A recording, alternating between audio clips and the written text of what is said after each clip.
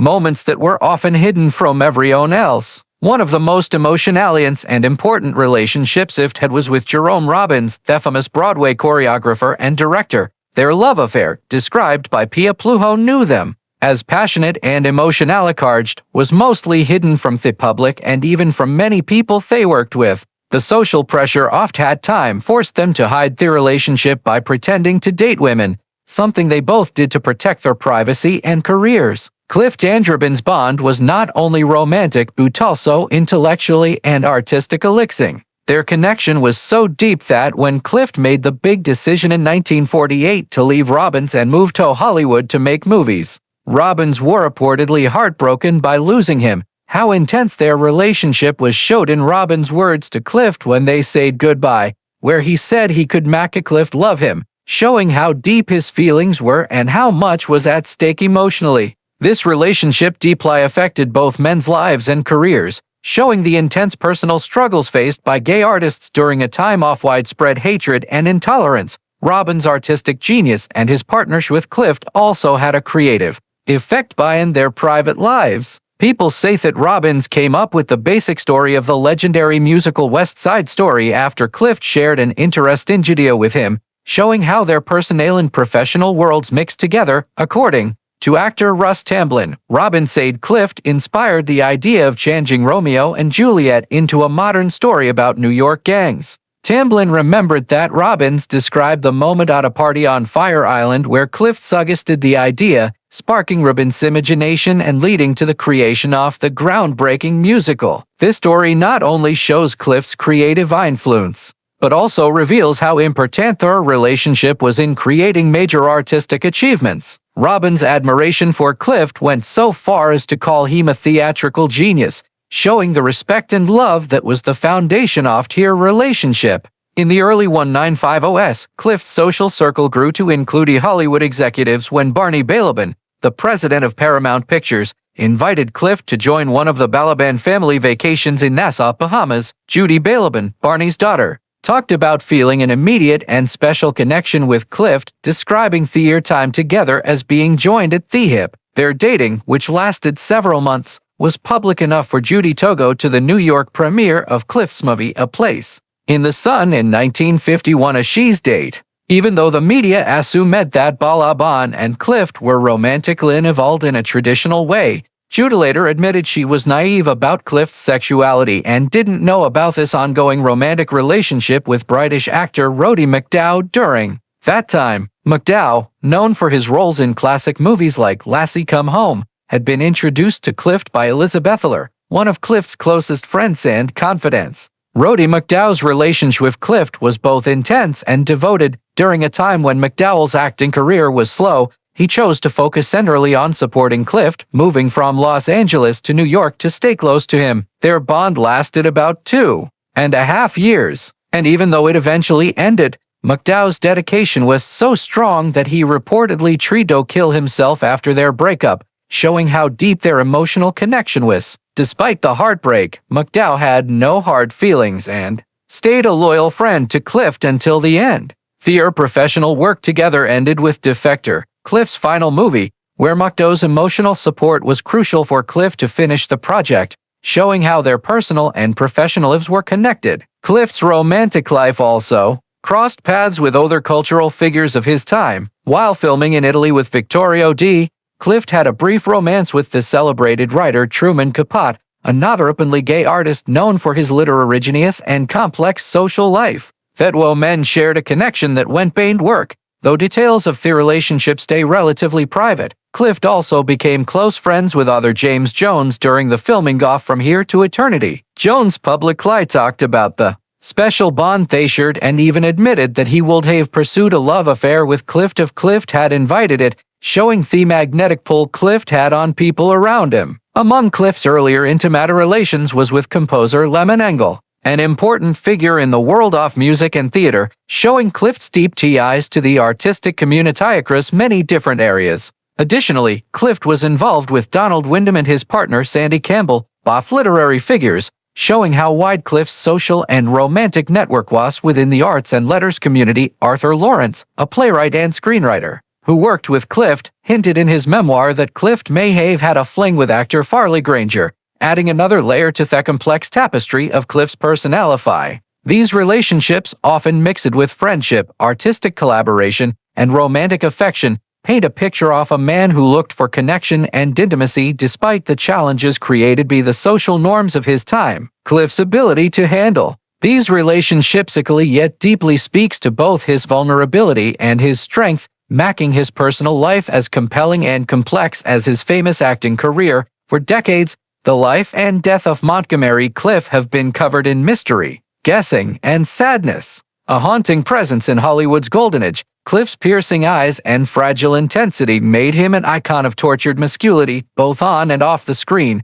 but behind the performances that captivated millions was a deeply wounded soul, and only now are the grim truths behind his decline finally coming to light, and the revelations are more disturbing than fans ever imagined. Clift's mysterious downfall has long fascinated biographers, fans, and critics alike. Once praised as the future of American cinema and compared to legends like Marlon Brando and James Dean, Clift seemed destined for eternal stardom. But by the late 1950s, his career was spiraling down, his health getting worse, and his once beautiful face, hurt by a tragic car accident, became a symbol of a life broken by more than just physical trauma.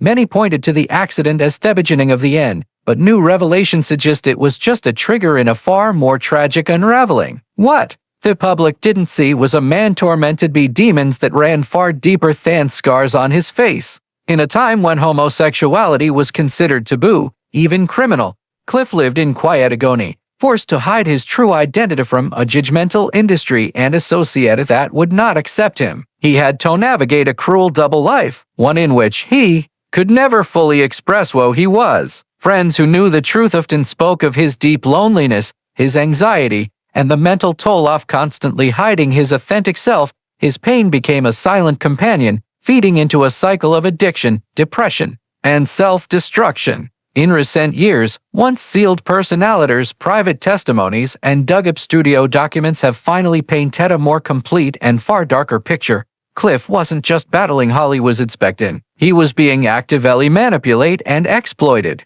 by a system that knew his truth and weaponized it against him. Studio heads allegedly blackmailed him into silence, using threat of exposure to control his roles and his earnings. Directors and agents, while benefiting from his talent, reportedly turned a blind eye to his emotional collapse, unwilling to risk their investments for the sake of his well-being. Even his famous comeback in Judgment at Nuremberg masked the grim reality behind the scenes. While audiences marveled at his tortured performance, few knew that Clift was barely functioning during filming, needing multiple takes, medication, and encouragement to deliver even a few lines. His personal doctor at the time later revealed that Clift was suffering from a mix of undiagnosed substance dependence and extreme malnutrition, conditions that were routinely ignored or downplayed in public. Perhaps the most heartbreaking reveal is that Clift's death in 1966, long believed to be a sudden heart attack, was more likely the result of years of systemic neglect, emotional suppression, and untreated psychological trauma. One close friend even described his final years as a slow suicide, not through a single act, but through cumulative weight of a world that would not let him live freely, love openly, or heal honestly. According to some accounts, Clift had stopped eating, was drinking heavily again, and had become increasingly isolated in the weeks leading up to his death. He was found alone in his New York townhouse, his body giving out after years of suffering that no one had truly addressed. The mystery of Montgomery Clift is no longer just about a talented actor lost too soon. It is about a man destroyed by a system that demanded brilliance but punished truth. It's about the high cost of repression, the cruelty of fame, and the dangerous surrounding mental health in Hollywood. And now that the pieces of his tragic puzzle are finally being assembled, one thing is painfully clear. The truth behind Montgomery Clift's fall from grace isn't just heartbreaking, it's infuriating, and it serves as a cautionary tale about what happens when a society refuses to let a soul live honestly. The Montgomery Clift mystery finally solved and isn't good. Montgomery Clift was born Edward Montgomery Clift on October 17, 1920 in Omaha, Nebraska. He grew up with lots of money, but his family had many problems. His mom wanted to be fancy and thought came from rich royal families. She wanted to teach her kids to be smart and cultured. When Monty was little, he learned about art books and different languages. This helped him become a better actor later on, but his childhood was hard and kept changing. After the big money crash in 1929, his family lost their money. Young Monty became very quiet and kept to himself. These hard times as a kid made him feel things very deeply. This would later help him act in movies and touch people's hearts. Clift started acting not in Hollywood, but on Broadway stages in New York. He first acted on Broadway when he was only 15 years old in a play called Fly Away Home. People quickly noticed he was really good at acting seriously. Unlike other young actors, Clift didn't want to be famous for money or attention. Instead, he thought acting was like making art and he worked really hard at it. During the 1940s, he became known as one of the best young stagey actors in America. He acted with famous people like Tula Bankhead and Lillian Hellman. He wanted his acting to feel real and true, not fake and over the top like other actors did back then. Other actors and people who wrote about plays really liked him because he was serious about his work.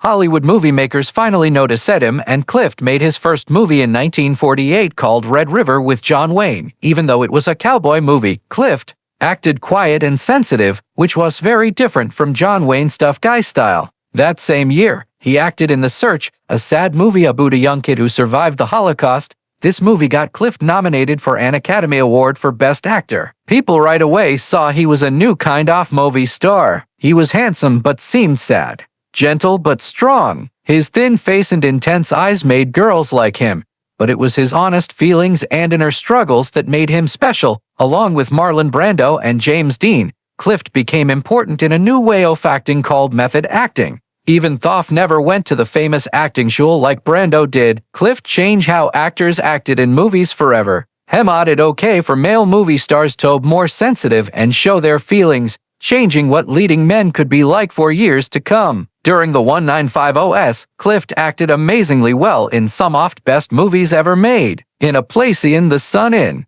1951, he played George Eastman, a poor man caught between wanting success and being in love, acting opposite Elizabeth Taylor. This performance is still one of the most loved in movie history. Clift and Taylor had great chemistry together, and they stayed best friends for his whole life. In From Here to Eternity in 1953, Clift played Private Robert Lee Prout, a soldier who wouldn't do what others wanted him to do. This got him his second Oscar nomination. His acting was raw and quietly sad, showing how well he could show different emotions. He kept challenging himself with hard roles in movies like Raintree County, The R's, and I Confess. He always tried to make his acting feel real and true, but Clift's career and life became very sad in 1956 when he got into a terrible car crash after leaving a dinner party at Elizabeth Taylor's house. The accident hurt his face very badly and he needed many surgeries. Even though he lived through it, his face and mind were hurt forever.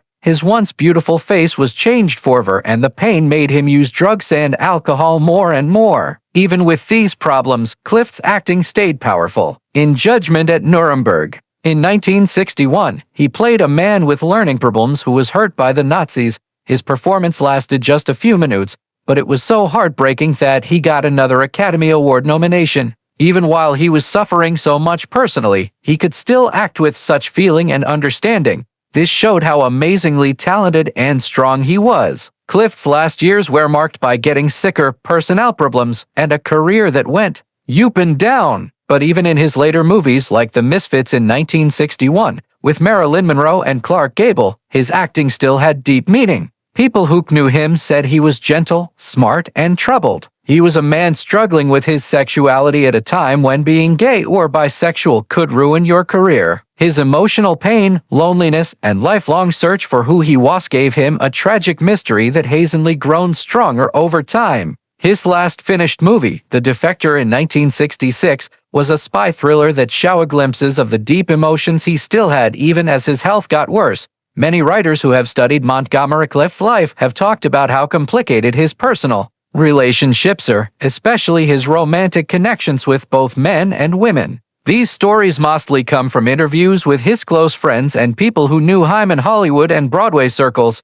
Even though Clift was connected publicly to a few women like the talented actress Cecily B. Hallman and Phyllis Thaxter, their relationships were not as deep or long as the close, loving bonds he had with several men throughout his life. Hallman, a singer and actress with her own dramatic personal history, was one oft women people said was close to Clift. Some people think their relationship had moments of strong emotions, but didn't last very long. Similarly, Phyllis Thaxter, a respected actress known for being graceful and poised, was connected to Clift through their social circles, and some people thought they might be dating. But there's little proof that their connection was anything more than brief and not very important. Instead, Clift's longest and most meaningful romantic relationships were with men, many of whom worked in theater and movies, a world where Clift felt more understood and accepted. One of his most important relationships was with Jack Larson, an actor famous for playing Jimmy Olsen in the TV show Adventures of Superman. Their connection was more than just friendship. It was a serious emotional and romantic relationship during a time when being open about such relationships was very rare and could destroy your career. Another important person in Clift's personality was William Lemma, a respected theater actor who Clift had a relationship with for about 3 years. This relationship was very special to both men. Lemma not only stayed a close friend to Clift his whole life, but also kept memories of their time together through recorded film reels that showed fun times and friendship among their group of friends during plays like There Shall Be No Night. This old footage is a touching reminder of how close they were, giving us a rare look into the private, happy